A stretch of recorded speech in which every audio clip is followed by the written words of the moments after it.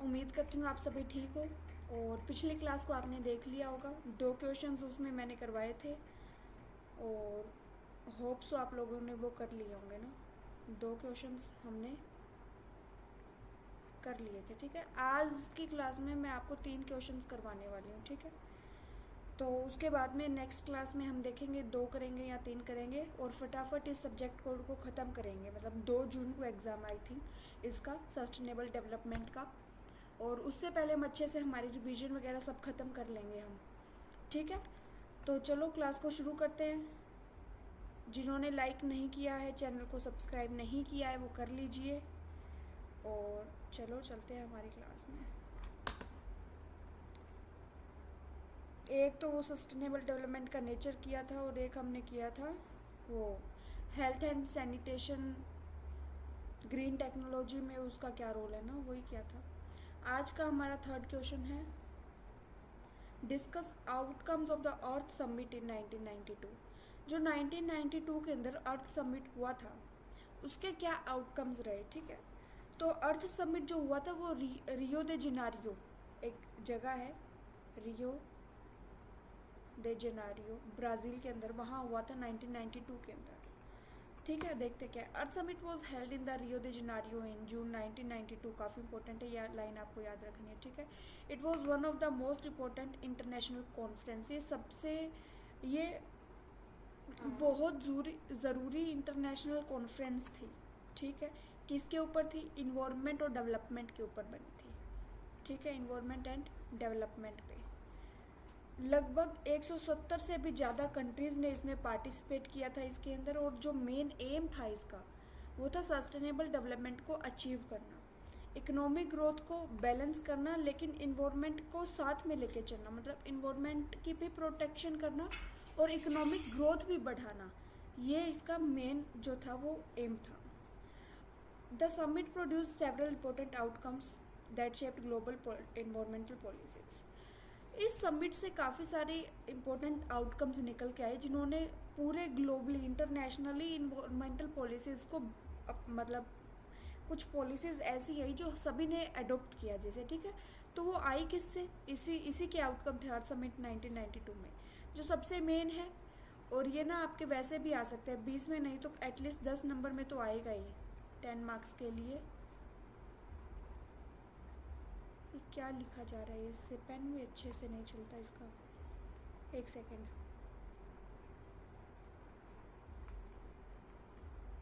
ठीक है, ये मैं बस यहाँ कहना चाहती हूँ कि 10 मार्क्स के लिए भी ये एजेंडा 21 को एक्सप्लेन करने के लिए आ सकता है, ठीक। हाइलाइटर ही लेती हूँ, एक second. Agenda 21, one of the major outcome was agenda 21। एक बहुत ज़्यादा इम्पोर्टेंट जो आउटकम निकल के आया इसका अर्थ समिट का वो था एजेंडा 21। इसमें एक कॉम्प्रीहेंसिव एक्शन प्लान थे सस्टेनेबल डेवलपमेंट के, जो अचीव करने थे हमें 21st सेंचुरी में। और इसके जो फीचर्स थे क्या थे? ये फोकस कर रहा था ग्लोबल, नेशनल और लोकल एक्शन के ऊपर। कंट्रीज़ को काफ़ी इनक्रेज किया कि पोल्यूशन को कम कर दे और कंजर्व करें नेचुरल रिसोर्सेज को। सस्टेनेबल एग्रीकल्चर को प्रमोट किया, एनर्जी यूज़ को प्रमोट किया, वेस्ट मैनेजमेंट करने को कहा और एम्फेसाइज किया कि पब्लिक पार्टिसिपेशन होना बहुत ज़रूरी है इन्वायरमेंटल प्रोटेक्शन में। अकेले कंट्रीज़ के साथ आ जाने से, कंट्रीज़ के हेड जो है वहाँ के उनके साथ आ जाने से कुछ नहीं होगा। अगर पब्लिक एक साथ आएगी तो ही इन्वायरमेंट को प्रोटेक्ट किया जा सकता है। इम्पोर्टेंस क्यों है, क्या है इसकी? Helped government prepare environmental policies. इसने सरकार की मदद की कि वो इन्वायरमेंट पॉलिसीज़ को बना सके। लोकल बॉडीज़ को इनक्रेज किया कि वो लोकल एजेंडा 21 जैसे प्रोग्राम बनाए और एक ब्लूप्रिंट बना के तैयार किया कि सस्टेनेबल डेवलपमेंट वर्ल्ड वाइड के अंदर कैसा होना चाहिए, उसके क्या एक्शन प्लान्स रहेंगे, ठीक है। दूसरा मेन जो निकल के आया वो था Rio declaration on environment and development. ये जो है ना, ये आपके सिर्फ 20 में नहीं, ये 10 में भी आ सकते हैं। मैं आपको बार बार कह रही हूँ, छोड़ने नहीं है, काफ़ी इंपॉर्टेंट है। The summit adopted Rio declaration which contain 27 principles guiding sustainable development. Rio declaration summit को जो एडोप्ट किया गया, इसके अंदर 27 प्रिंसिपल्स थे कितने थे, 27 प्रिंसिपल्स थे जो बता रहे थे कि सस्टेनेबल डेवलपमेंट को हम कैसे अचीव करेंगे.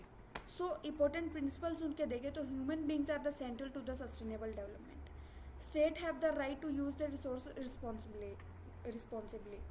मतलब सस्टेनेबल डेवलपमेंट का जो सेंटर है मेन, देखो ह्यूमन बींग ही तो सेंटर ऑफ द है, सभी चीज़ का सेंटर है, वो मेन जो होगा वो ह्यूमन बींग्स है. ठीक है. स्टेट्स के पास राइट है कि वो अपने रिसोर्सेज को अच्छे से यूज़ कर सके. ठीक है. उन्हें मतलब रिसोर्स का डिप्लीशन ना करे.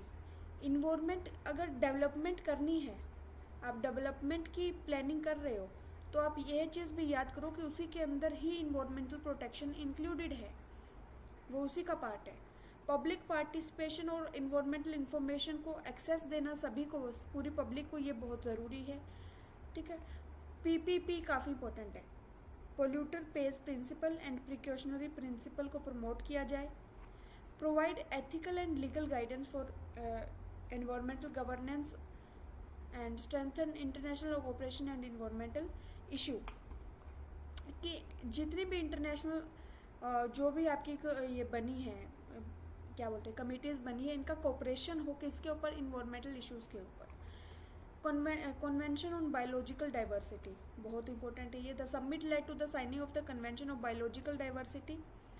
ऑब्जेक्टिव क्या था, बायोलॉजिकल डाइवर्सिटी को कंजर्व किया जाए और उनके बायोलॉजिकल रिसोर्सेज का एक सस्टेनेबल यूज़ हो और एक फेयर शेयरिंग हो. अगर benefit arising from the genetic resources, एक अच्छा मतलब फेयर शेयर होना चाहिए जो भी रिसोर्सेज से बेनिफिट आ रहा है.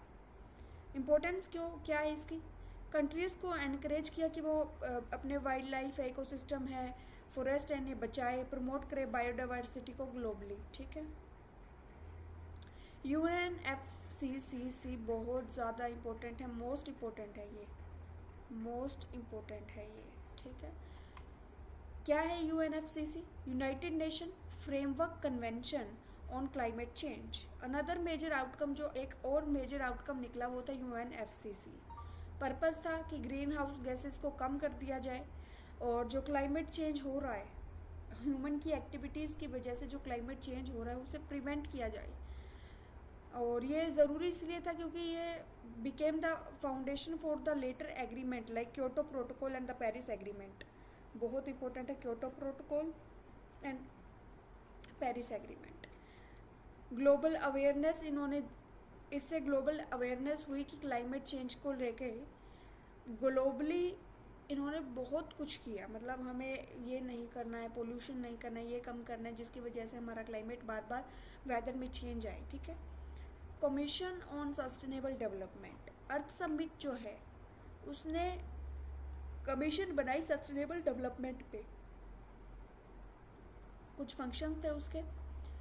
इम्प्लीमेंट मॉनिटर करेगा जो हमने एजेंडा 21 को जो इम्प्लीमेंट किया उसको मॉनिटर करने के लिए बनाया क्या, UNFCC. प्रमोट किया सस्टेनेबल डेवलपमेंट पॉलिसीज़ को, एनकरेज किया cooperation among nations and significance, help to review progress made by the countries toward sustainability goal. वही बात है ये, देख रहे हो, वही पॉइंट्स बार बार घूम घूम के वही आ रहे हैं. सो इतना कुछ है नहीं इनमें. कंक्लूजन क्या है, the earth summit was a landmark event in a global environmental history. It outcomes, इसके आउटकम क्या रहे, agenda 21, Rio declaration, convention on biological diversity, United Nation framework convention on climate change, UNFCC led the foundation for the international environmental governance. इन्होंने ही, इनकी वजह से ही जो है इंटरनेशनली या ग्लोबली कह ले इन्वायरमेंटल गवर्नेंस पे, इन्वायरमेंटल प्रोटेक्शन पे फोकस किया और सस्टेनेबल डेवलपमेंट की भी फाउंडेशन इन्हीं से रखी गई. ये जो समिट था इसने ग्लोबल अवेयरनेस को बढ़ा दिया कि हमें ज़रूरत है बैलेंस बनाने की between the development and the environmental protection और continues the influence of government policies. ठीक है.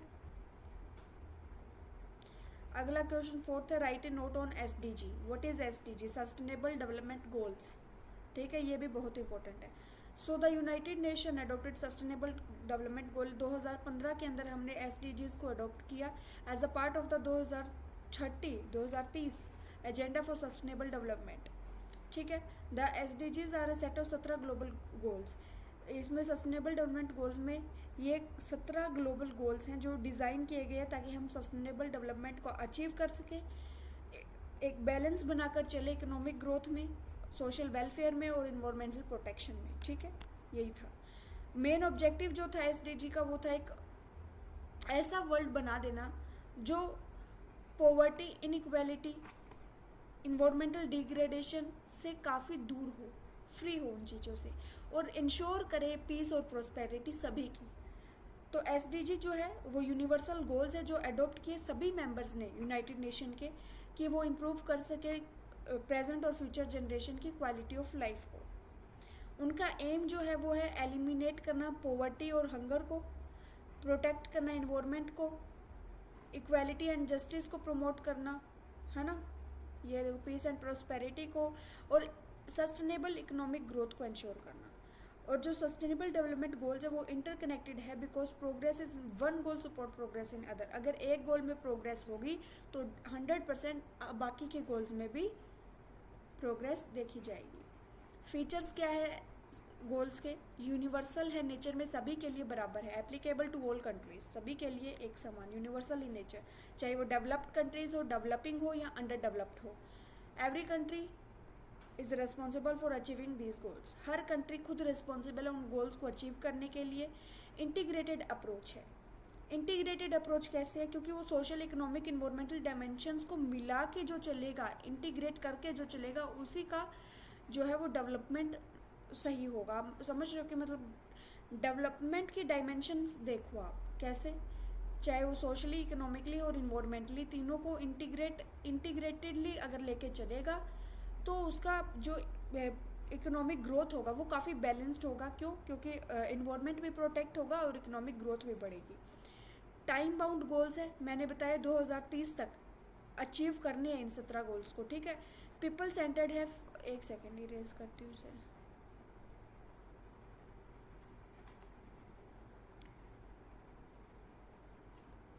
पीपल सेंटर्ड है क्या मतलब? ये फोकस करता है कि इम्प्रूव कर सके ह्यूमंस को और उनकी क्वालिटी ऑफ लाइफ को।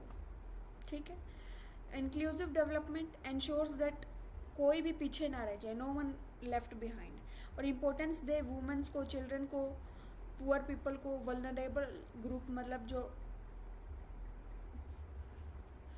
वो ग्रुप जो काफ़ी पीछे रह जाते, जैसे कि क्या, मेरे नाम ध्यान नहीं आ रहा यार इसका, वल्नरेबल ग्रुप बताती हूँ आगे। चलो, 17 गोल कौन कौन से हैं? ठीक है, ये पहला जो गोल है वो फिर पहला ही है, दूसरा जो है वो दूसरा ही है। ठीक है, समझ रहे हो इसको?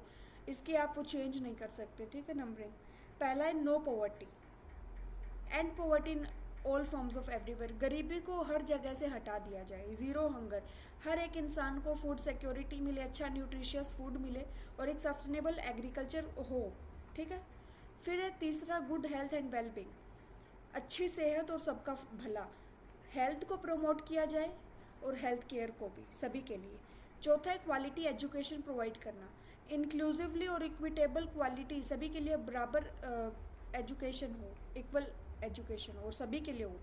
जेंडर इक्वालिटी है पांचवा, achieve equality and empower womens and girls, gender equality सब बराबर है, स्पेसिफिकली वुमेन एम्पावरमेंट की ज़्यादा यहाँ बात की जाएगी। ठीक है, clean water and sanitation, availability of safe water और सैनिटेशन इसके अंदर आएगा, पीने के लिए साफ पानी और सैनिटेशन अच्छा। सेवंथ है affordable and clean energy, renewable और सस्टेनेबल एनर्जी सोर्स इसके अंदर आ जाएंगे। Decent work and economic growth, productive employment हो और अच्छी इकोनॉमिक ग्रोथ हो। ठीक है, इंडस्ट्री इनोवेशन एंड इंफ्रास्ट्रक्चर, इसमें क्या सस्टेनेबल इंडस्ट्रीज़ को डेवलप किया जाए और अच्छा एक सस्टेनेबल वो हो, इंफ्रास्ट्रक्चर भी काफ़ी अच्छा हो। रिड्यूस्ड इनइक्वालिटी, चाहे वो सोशल इनइक्वालिटीज़ हो, इकोनॉमिक इनइक्वालिटीज़ हो, उन्हें कम किया जाना चाहिए।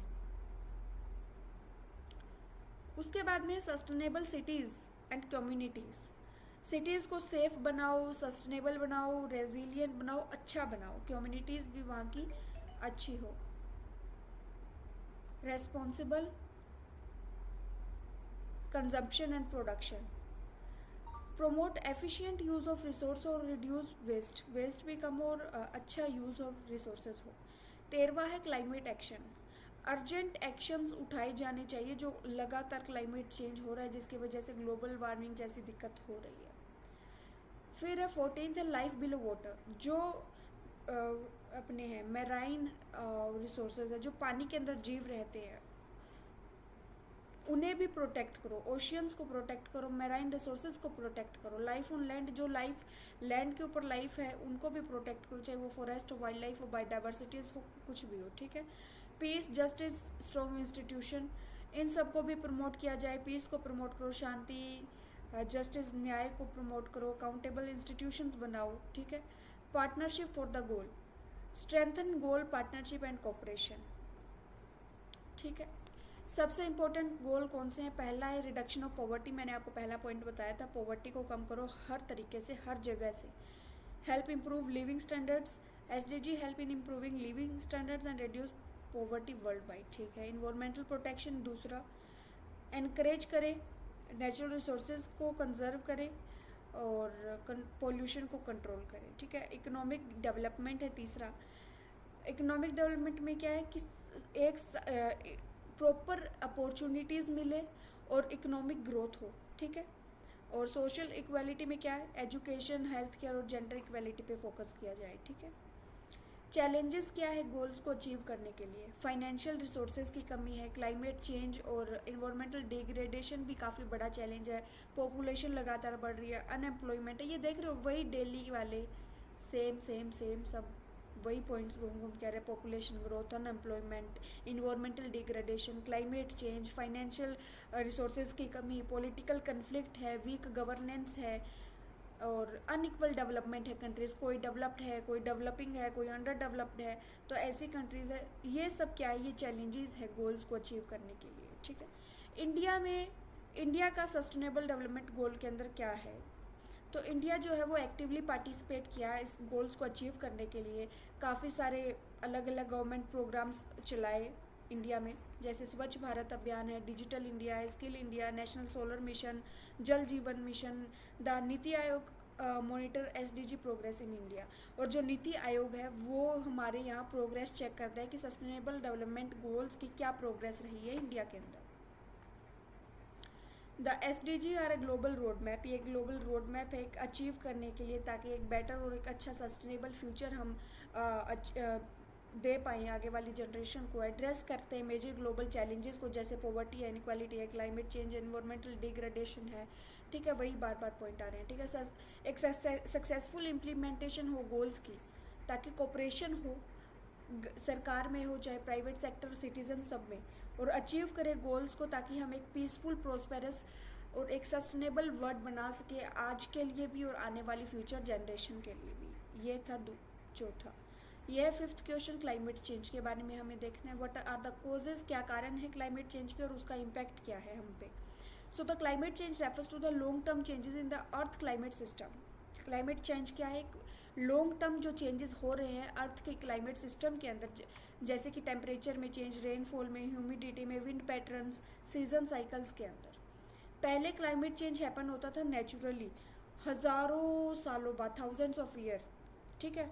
लेकिन आज जो क्लाइमेट चेंज है वो रैपिडली चेंज हो रहा है, बदल रहा है। क्यों? क्योंकि ह्यूमन एक्टिविटीज़ की वजह से हम पोल्यूशन इतना कर रहे हैं, पॉपुलेशन इतनी बढ़ रही है, ठीक है। यही सेम वही रीज़न आएंगे, ठीक है। The increase in the global warming के अंदर जो इंक्रीज़ आ रहा है, इन्वायरमेंटल पोल्यूशन में ग्रीन हाउस गैसेज बढ़े जा रही है, इन सब की वजह से क्लाइमेट चेंज जो है वो एक सीरियस ग्लोबल चैलेंज बन चुका है। क्लाइमेट चेंज अफेक्ट करता है हर एक एस्पेक्ट को, हमारी लाइफ की हर एस्पेक्ट को वो अफेक्ट करता है, उसका प्रभाव पड़ता है उस पर, ठीक है। चाहे वो एग्रीकल्चर पे हो, हेल्थ पे हो, इकोनॉमी पे हो, बायोडाइवर्सिटी पे हो, ह्यूमन सर्वाइवल पे हो। डेवलप्ड और डेवलपिंग कंट्रीज़ भी, उस पर भी इसके हार्मफुल इफ़ेक्ट्स हैं, ठीक है। क्या कारण है क्लाइमेट चेंज के? तो एक तो नेचुरली कोज होता है, एक तो नेचुरली अकर होते हैं प्राकृतिक रूप से जो कारण है वो, और एक ह्यूमन मेड कोज है जो हमने बना दी है जिसकी वजह से इतनी दिक्कत हो रही है, ठीक है। एक है नेचुरल कोजेज में क्या है? वोल्केनिक इरप्शन, वोल्केनो का फटना, ठीक है। कैसे? बाकी नहीं, natural factor have influenced earth climate, natural factors ने भी इन्फ्लुएंस कर किया है क्लाइमेट को, लेकिन मिलियंस ऑफ ईयर्स के अंदर, ठीक है। हाउएवर ये जो चेंजेस आते हैं काफ़ी स्लोली आते हैं, अकर स्लोली, ठीक है। जैसे वोल्केनिक इरप्शन है, रिलीज, इससे क्या होता है, ये ऐश राख को रिलीज़ करता है, स्मोक को, डस्ट पार्टिकल्स को, गैसेस को, जैसे कि CO2 है, सल्फर डाइऑक्साइड एटमॉस्फेयर के अंदर, इन ये CO2 और सल्फर डाइऑक्साइड जैसी गैसेस को रिलीज़ करता है। और ये जो सब्सटेंस है ये इफ़ेक्ट करते हैं हमारे अर्थ के क्लाइमेट को अलग अलग वेज में। जब वोल्केनिक ऐश स्प्रेड हो जाता है हमारे एटमॉस्फेयर के अंदर, ये सनलाइट को ब्लॉक कर देता है और टेम्परेचर को कम कर देता है। आप देख रहे हो ना, मान लो सर्दी में सर्दी क्यों है, क्योंकि धूप हमारे पास हम तक धूप नहीं पहुंच पा रही।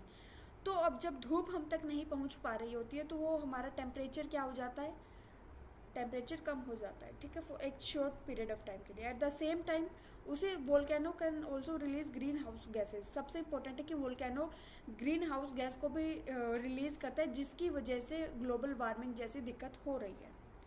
बड़े वोल्केनिक इरप्शन डिस्टर्ब कर देते हैं एक नॉर्मल वेदर कंडीशन को, या तो सडन कूलिंग होने लगेगी, या सडन वार्मिंग, गर्मी अचानक से बढ़ जाएगी, या ठंड आ जाएगी। एयर के अंदर पोल्यूशन 100% है, ऐश एयर के अंदर चली जाएगी तो एयर पोल्यूशन होगा, एसिड रेन होगी, रेनफॉल पैटर्न के अंदर डिस्टर्बेंस आ जाएगी। ऑल्दो वोल्केनिक इरप्शन इन्फ्लुएंस करता है क्लाइमेट को, लेकिन उनका जो इम्पैक्ट है वो काफ़ी कम है एज़ कम्पेयर टू द जो इंडस्ट्रीज जो पोल्यूशन कर रही है उससे उसका कंपेयर किया जाए तो उसका पोल्यूशन कम है। लेकिन जो हम पोल्यूशन क्रिएट कर रहे हैं इंडस्ट्रीज से जो निकाल रहे हैं पोल्यूशन, उसका इम्पैक्ट ज़्यादा है क्लाइमेट पे, ठीक है। दूसरा, चेंजेस इन सोलर रेडिएशन। जो सन है वो मेन सोर्स ऑफ हीट है, ये हमें पता है, एनर्जी, हीट एंड एनर्जी का मेन सोर्स है वो अर्थ के लिए। कभी कभी ये सोलर एनर्जी जो है उसकी अमाउंट जो है क्या, sometime the amount of solar energy reaching earth changes naturally. कभी कभी ये जो सोलर एनर्जी की अमाउंट है जब वो अर्थ पे आती है वो चेंज हो जाती है ऑटोमेटिकली, मतलब नेचुरली वो चेंज होती है। अगर सोलर रेडिएशन बढ़ जाती है उसकी वजह से अर्थ का टेम्परेचर भी बढ़ता है। वाइल रेड्यूस्ड रेडिएशन, अगर रेडिएशन कम हो जाती है तो अर्थ का जो टेम्परेचर है वो भी कम हो जाता है और हमें ठंडक महसूस होती है। ये चेंजेस होते हैं क्यों, क्योंकि सोलर फ्लेयर्स की वजह से, सनस्पॉट एक्टिविटी की वजह से, variation in solar energy output. Even तो सोलर रेडिएशन अफेक्ट क्लाइमेट, ये सोलर रेडिएशन अफेक्ट तो करती है क्लाइमेट को, लेकिन साइंटिस्ट लोगों का मानना है कि जो करंट ग्लोबल वार्मिंग है वो उसका रीज़न सिर्फ और सिर्फ ह्यूमन एक्टिविटीज़ है रेदर देन द ग्लोबल ये जो सोलर रेडिएशन चेंजेस है उससे। तीसरा है changes in the earth orbit and rotation. ये हम नेचुरली वो पढ़ रहे हैं जो नेचुरल कोज है, ठीक है। अर्थ की ऑर्बिट और रोटेशन के पीरियड में चेंज आना, तो वो तो हमें भी पता है। वो अर्थ जो वो है एक एलिप्टिकल उसमें पाथ में घूमती है और अर्थ टिल्टेड है, रोटेशन करती है, रिवोल्यूशन होता है, उसकी वजह से विंटर और समर होता है, ठीक है। देखिए, earth revolves around the sun in a specific orbit and rotate on it at axis, अपनी एक्सिस के ऊपर घूमती है। स्मॉल चेंजेस इन अर्थ के ऑर्बिट में छोटे छोटे चेंज आना, टिल्ट होना, रोटेशन होना, इनकी वजह से क्लाइमेट चेंज होता है। लेकिन ओवर लॉन्ग पीरियड ये हम देखें 6-6 महीने के बाद हमारा वो चेंज होता रहता है, ठीक है, क्लाइमेट। दिस चेंजेस इन्फ्लुएंस, इन्हीं चेंजेस की वजह से डिस्ट्रीब्यूशन होता है सनलाइट का, सीजनल पैटर्न्स आते हैं, आइस एज और वार्मिंग पीरियड्स आते हैं। सच क्लाइमेटिक शिफ्ट अकर्स नेचुरली, ऐसे क्लाइमेटिक शिफ्ट नेचुरली होते हैं थाउजेंड्स ऑफ ईयर्स के अंदर और रिस्पॉन्सिबल होते हैं रैपिड वार्मिंग के लिए जो आज हमें महसूस होती है। अब हम देखेंगे ह्यूमन मेड, सारे के सारे ह्यूमन मेड ही कोज हैं क्लाइमेट चेंज के, ये तो काफ़ी कम है, ठीक है। अब देखना कैसे होंगे। Human activities are the major reason, सबसे बड़ा कारण ह्यूमन एक्टिविटीज़ है जो आज की क्लाइमेट चेंज की जो दिक्कत आ रही है उसका सबसे बड़ा कारण ह्यूमन बींग्स है, ठीक है। इंडस्ट्रियल डेवलपमेंट होना, इंडस्ट्रीज़ का जो पोल्यूशन है वो सबसे ज़्यादा इफ़ेक्ट करता है। पॉपुलेशन की ग्रोथ, अर्बनाइजेशन, वही पॉइंट है। Excessive use of natural resources, increase green house gas emission, ये सब कारण है ह्यूमन में। पहला, बर्निंग ऑफ फॉसिल फ्यूल्स, सही बात है, कोल पेट्रोल डीजल इतना ज़्यादा हम यूज़ कर रहे हैं, इतना ज़्यादा यूज़ करें, इन्हीं की वजह से तो पोल्यूशन होता है। फॉसिल फ्यूल्स जैसे कोल है, पेट्रोल है, डीजल है, नेचुरल गैस है, ये वाइडली यूज़ किए जाते हैं इलेक्ट्रिसिटी जनरेशन के लिए, या चाहे इंडस्ट्रीज़ के लिए, ट्रांसपोर्टेशन के लिए, या हाउस होल्ड पर्पसेस के लिए। जब ये फ्यूल बर्न होते हैं, ये बहुत ज़्यादा अमाउंट में CO2 कार्बन डाइऑक्साइड को और अदर जो ग्रीन हाउस गैसेज हैं उन्हें छोड़ देते हैं हमारे एटमॉस्फेयर के अंदर। इन्हीं की वजह से ग्रीन हाउस गैस इफेक्ट बनता है। देखो, सनलाइट एंटर करती है अर्थ के अंदर, अर्थ एटमॉस्फेयर में, और जो अर्थ है वो एब्जॉर्ब करती है हीट को। एक सेकेंड। अर्थ जो है वो एब्जॉर्ब करती है हीट को, और फिर जो वो ग्रीन हाउस गैस है वो ट्रैप करती है हीट को। उसी की वजह से ग्लोबल वार्मिंग होती है। Green house gas trap heat, green house gases अपने अंदर हीट को ट्रैप कर लेती है और नॉर्मली एस्केप हो जाती है स्पेस से, स्पेस के अंदर चली जाती है। दिस प्रोसेस, ये जो प्रोसेस है वो बढ़ा देता है अर्थ का एवरेज टेम्परेचर, अर्थ का जो नॉर्मल टेम्परेचर है उसे बढ़ा देता है, जिसकी वजह से ग्लोबल वार्मिंग होती है, ग्लेशियर्स पिघलने लगते हैं। अब फॉसिल फ्यूल्स को जलाने का इफेक्ट क्या है, बर्निंग ऑफ फॉसिल फ्यूल्स के इफेक्ट्स क्या है? ग्लोबल टेम्परेचर बढ़ेगा, देख लिया, एयर पोल्यूशन होगा, स्मोक फॉर्मेशन होगी, एसिड रेन होगा, रेस्पिरेटरी डिजीज़ हो जाएंगी, अस्थमा जैसी बीमारियां लग जाएंगी, इन्वायरमेंटल डिग्रेडेशन होगा। और ये जो रैपिड ग्रोथ हो रही है ना इंडस्ट्रीज़ की, व्हीकल्स की, जिसके अंदर फॉसिल फ्यूल्स कंजप्शन इतना ज़्यादा हो रहा है, यही सबसे बड़ा कंट्रीब्यूटर है क्लाइमेट चेंज का। डिफॉरेस्टेशन, हम पेड़ों को इतना काट रहे हैं। अब हमें ये पता है कि पेड़ जो है ऑक्सीजन रिलीज़ करते हैं और कार्बन डाइऑक्साइड को एब्जॉर्ब करते हैं। तो जब हम पेड़ों को काट देंगे, एटमॉस्फेयर में इतना ज़्यादा CO2 हो जाएगा, उसी CO2 ही तो उसमें ग्लोबल वार्मिंग में इफ़ेक्ट करता है। फॉरेस्ट प्ले इंपॉर्टेंट रोल, एक फॉरेस्ट जो है वो काफ़ी इंपॉर्टेंट प्ले रोल करते हैं इन्वायरमेंट बैलेंस बनाने में, क्योंकि पेड़ ऑब्जर्व करते हैं कार्बन डाइऑक्साइड को जब फोटोसिंथेसिस करते हैं और रिलीज़ करते हैं ऑक्सीजन को एटमॉस्फेयर के अंदर।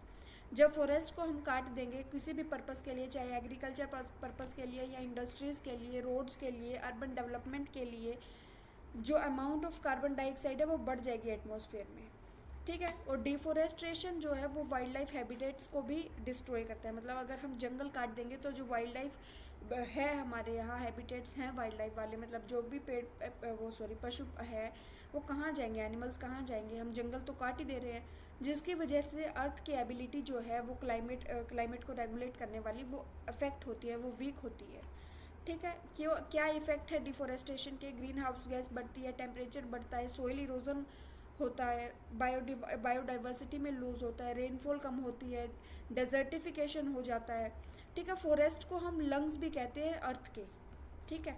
फॉरेस्ट को लंग्स ऑफ द अर्थ भी कहा जाता है, और उनका डिस्ट्रक्शन कर देना सबसे बड़ा रीज़न है क्लाइमेट चेंज का, ठीक है।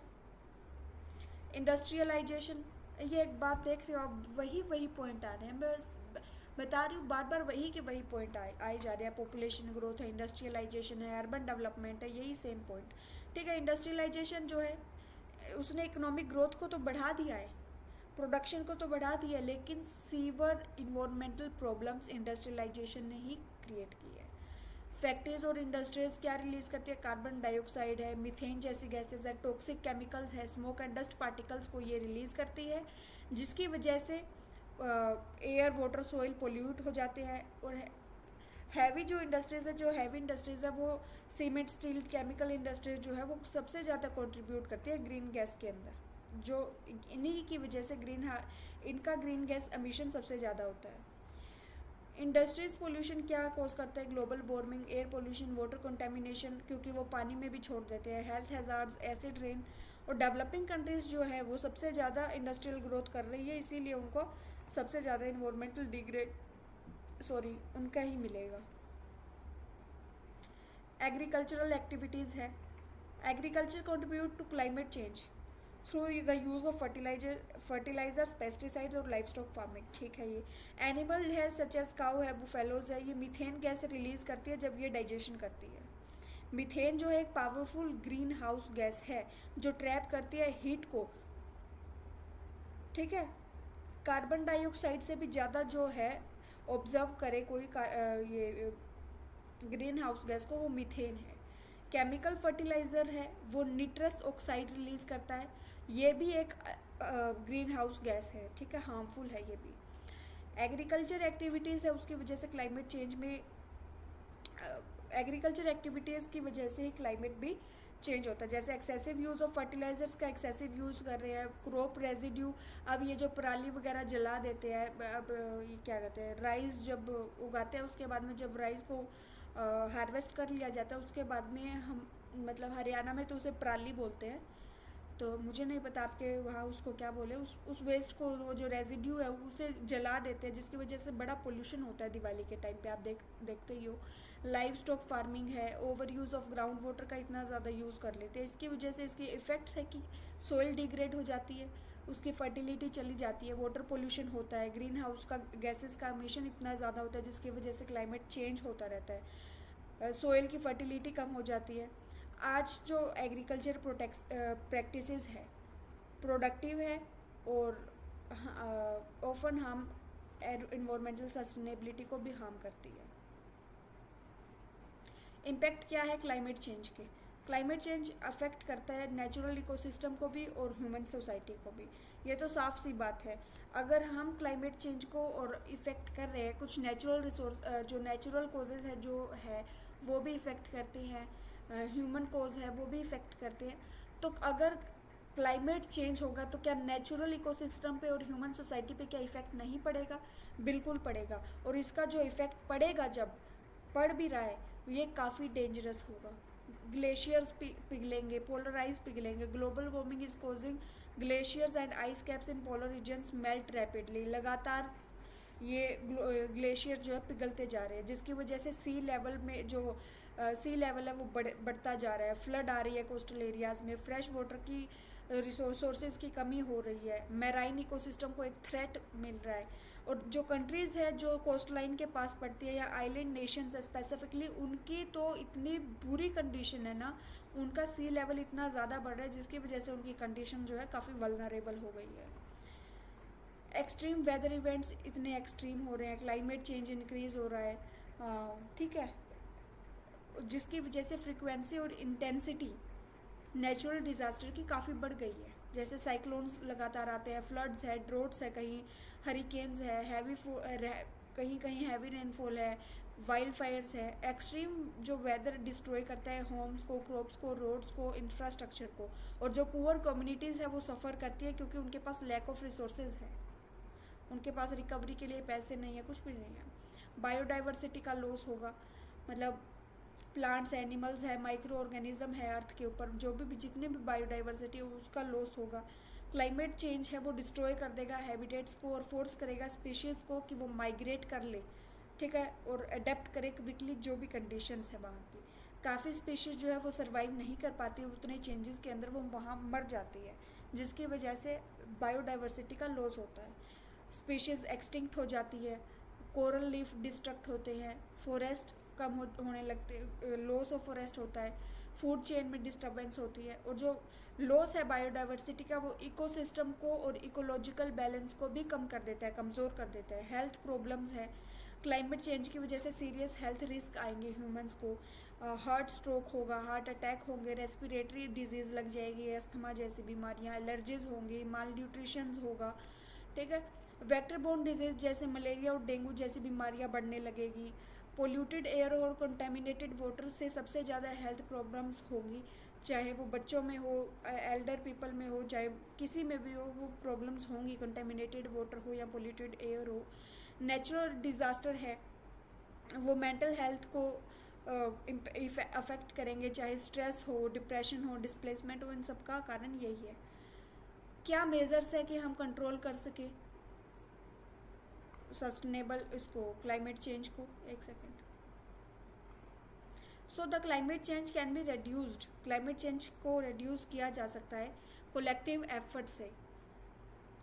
कलेक्टिव एफर्ट मतलब सबको मिल के साथ आना पड़ेगा, गवर्नमेंट को, इंडस्ट्रीज़ को, कॉमन पीपल को, इंडिविजुअल्स को, सबको, ठीक है। इंपॉर्टेंट मेजर्स क्या है? रिन्यूएबल सोर्सेज एनर्जी का यूज़ किया जाए, जैसे सोलर, विंड एनर्जी है।